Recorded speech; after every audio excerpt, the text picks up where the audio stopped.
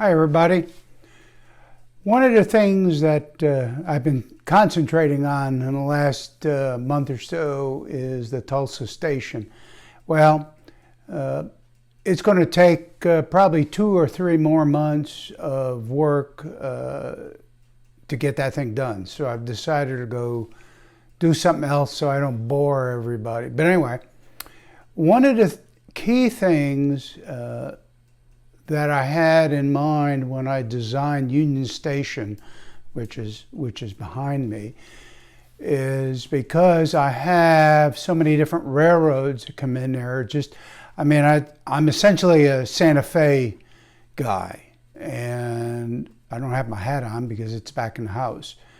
Or is it under there? I don't remember. Or I got there's a Vinny hat over there too. But I have, for example, the CB&Q that comes in here, the Wabash, the Union Pacific, and the Missouri Pacific. And they basically start in staging, which, you know, I have an extensive set of staging yards. And they come up to Union Station behind me, but they're complete trains. And I had to put something in the design of this area in order to be able to turn complete trains around, especially since back in the transition era that I model, they all basically had one of the bobtail type tail cars on them. Either, you know, like some kind of an observation car, or some of them are actually like 4-1 sleepers, like, for example, the Santa Fe had. But all of them have some kind of car at the end that causes you to either do a hell of a lot of switching, and then you got your head-end cars, you know, like your baggage, etc., that also need to be turned around. So I figured it'd be easier just to go ahead and turn the entire train. So what I'll do is I'm going to show you the reversing loop that I've added around my engine facility, which you may have seen in previous videos. And then what we'll do is we'll run the CB&Q train that comes from Omaha. It's the Silver Streak, which is down over here behind me. On the Ready Tracks East track number 2, and I'll just bring it up and then we'll start it where it enters the yard, and I'll show you how the entire train is turned.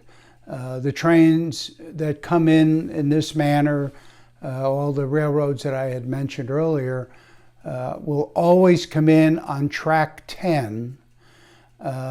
And then they will be turned and then come back into the station on track 9 for departure again. So, but anyway, without further ado, it's the Burlington route, and it's the Silver Streak Zephyr, and it's the westbound. So it'll be train number 21, and then it'll be 20 going back east. So it's real. This is actually the Kato set with the E5, and then 1, 2, 3, 4, 5 cars.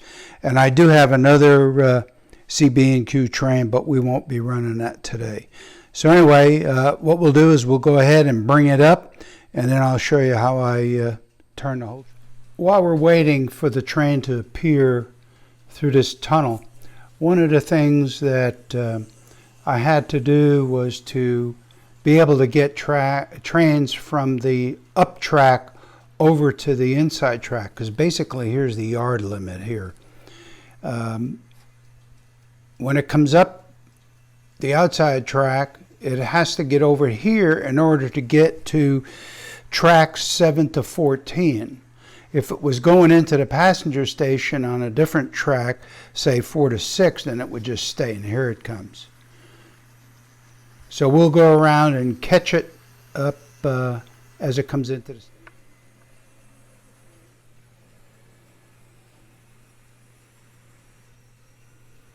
And here it comes into the station. Sorry, this is a non-sound train.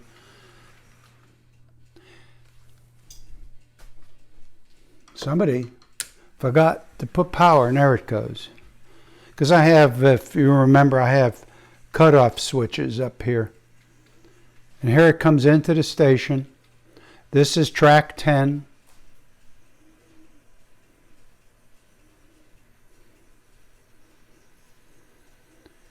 Okay, and I'll bring it over so that the engine and the front end cars are just beyond the end of the passenger platform cover.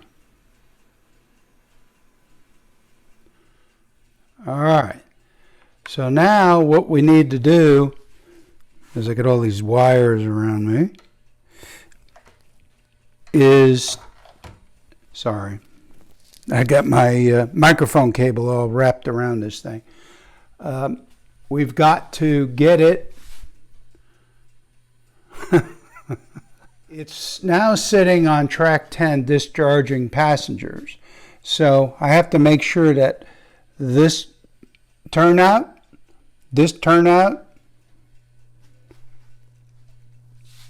and this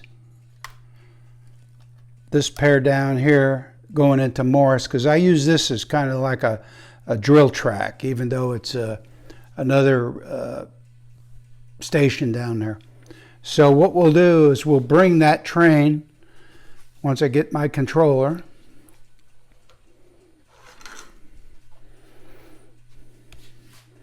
and we'll go forward.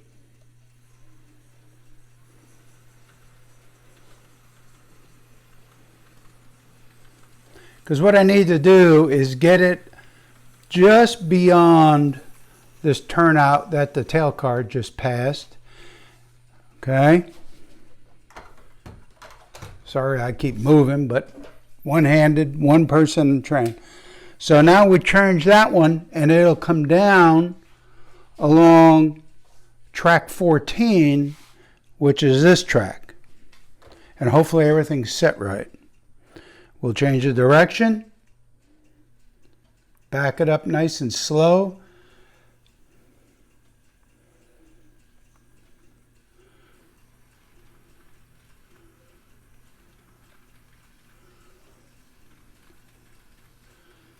So track 14 is kind of the, if you want to call it, the runaround track here in the Union Station area.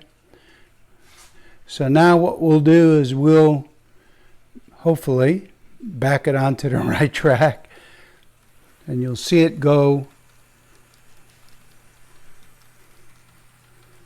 It's now going to go into the reversing loop after it shorts out.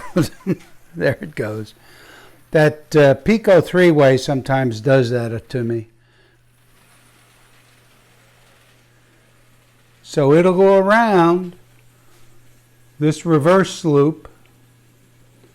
I have a one of the DCC Specialties PSX-AR automatic reversers on that. You can see a pile of wire under about where the engine is over there. So now the train will come back onto track 14. I gotta, wait a minute, I got to switch the turnout underneath the bridge. So then the train will come back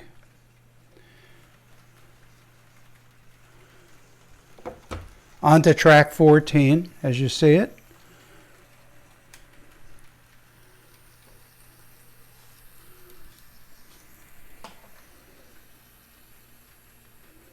Now this time it will go past the station because it needs to hit the crossing that's just past that road intersection that the tail car is going by. I know this is a little fast, not prototypical, but I'm trying to show you the functioning. All right, so this train would stop. let me go over there, and once I put my controller down someplace without dropping it on the floor. Now we have the train sitting just basically at Morris Station. It's not going to pick up any passengers. We've switched the crossing here. Hopefully the train will just go across it. It did during the test run. So now it's going to come back into Union Station on track 9 if it gets past all these Pico turnouts.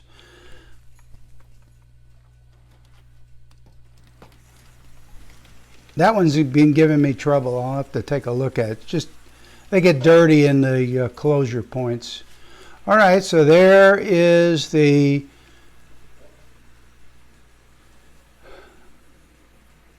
Silver Streak going back into the station on track 9, and it'll be now ready for departure with passengers back to Omaha. So that's how you reverse a full train at Union Station. I just wanted to show you the principle of why the layout was designed with a big reversing loop here at Union Station. In fact, some of you may or may not know there is a reversing loop at Grand Central Terminal, and which is hard to believe all the times I'd gone in and out of there when I was a lot younger. But anyway, thanks for watching, and hopefully we'll get back to more train running here in the near future. Thank you. Bye.